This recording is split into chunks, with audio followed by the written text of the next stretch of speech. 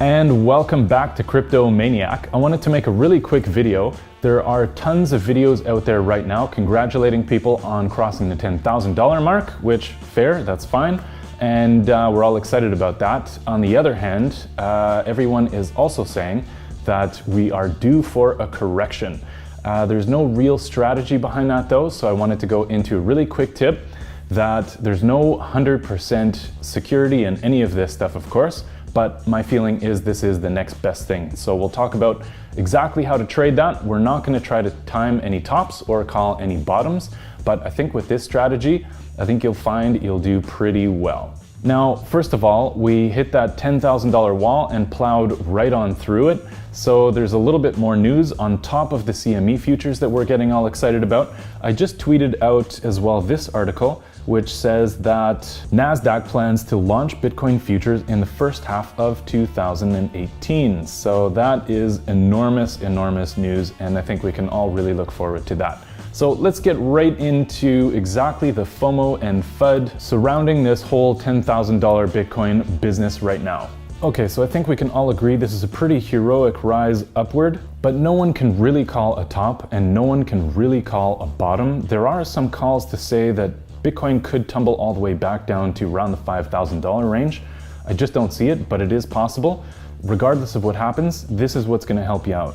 Now, the idea is that we're going to scale out of trades and we're going to scale into trades, meaning that we're not going to do 100% moves. Now, just before I actually get into the meat of this strategy, obviously you are responsible for your own money. This is not trading advice, but this is how I'm going to play it. And I think it's just something for you to consider. So just zooming in here, this is the last few months of Bitcoin. Now, this is definitely looking a little bit overextended right here, to say the least. And what do I mean about scaling out exactly? So after we crossed the $10,000 mark, I did nothing. But the idea is that I started to think, well, how is the market going to react? So what I did was, at the $11,000 mark, I actually sold 10% of my holding. Now, as it continues to go up, I'll then continue to sort of scale out. So maybe at $12,000 at the next target, then I'll scale out then another 10%. And as it goes up, I'll continue to do exactly that. Now, as it begins to fall, of course, I'll be watching very carefully so that I can scale back in. And in that way, I'm pretty sure that, yeah, I'm going to miss out on a little bit of profit, but I'm also going to take advantage of some of the dips, and I'm also going to minimize my losses by not trying to time the bottom of the dips. Now, this is the daily chart right here, and if we do a quick Fibonacci retracement on the last move upward, from about here to here, we don't have a ton that's going to help us out here. That said, around this 0.618 mark, there's maybe a little bit of support here. But around this area just above 8,000, people were already calling for a correction. Now, as you can see, we didn't really get much of a correction, so we've just headed way higher. And now I think it's definitely safe to say we're in overheated territory. That said, obviously, I can't call the top any better than you or anyone else can. So again, if it goes higher, I'm still exposed because I'll have 90% of my holdings still in. But if it goes down, I'm going to be able to make a little bit up there as well. Now, since a really safe strategy is just to hold and do nothing, I'm pretty happy just to have 90%, or if it winds up being 70, 60, or even 50% of my holdings just sitting there doing nothing, I'm totally happy with that, and I'm going to make a little bit on top of it, but I'm not going to go 100% in or out on any of this. Now, these Fibonacci retracement lines might give you a little bit of a clue, but again, they may or may not, because these are just tools to help make sense of something that is otherwise completely irrational. That said, I think this support that actually did evolve around the 8,000 mark, or just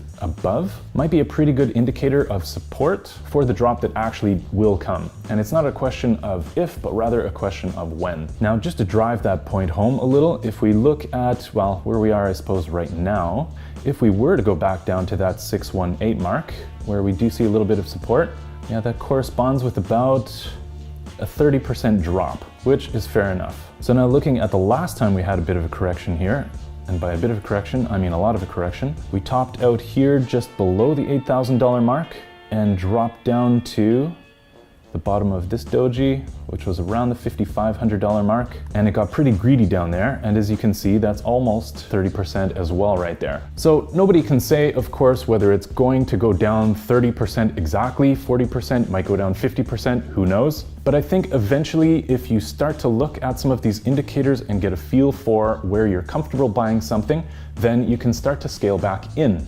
Now, you don't necessarily need to use a Fibonacci retracement tool or an RSI indicator, so relative strength indicators and all of that sort of stuff. But I think you'll just sort of start to see where prices start to get low and it's effectively bargain shopping. So that's when you can start to think about scaling back in. So that's it for today's quick tip. I hope that helps, and I hope that that helps you try to make some of your own rules to stick to when things do start to get a little bit scary and maybe we start to behave a little bit irrationally. But let me know your thoughts in the comments below. Aside from that, a couple of people were asking me about Bitcore. So there were a couple of questions about that. I did a little bit of digging, and we'll have to delay that a little bit, but if you find out something in the meantime, let me know. But it looks like their airdrop has already completed. But keep in mind, I haven't forgotten you, and there are a couple of questions that I haven't answered yet, but I'm getting there. But in any event, let me know what your strategy is, how you plan to hold. Are you just gonna sit by and do nothing? Are you gonna try to make a clever scale in or out plan? If you wanted to be aggressive, of course, you could go 25%, 25%, 25% scale in or out. Let me know in the comments below. And as always, please do like, subscribe, and share. Helps really grow the channel. And if you're so inclined, of course, there are some donation links and referral links in the description below. Thank you so much for watching. Good luck, congratulations on your Bitcoin, and we'll see you next time.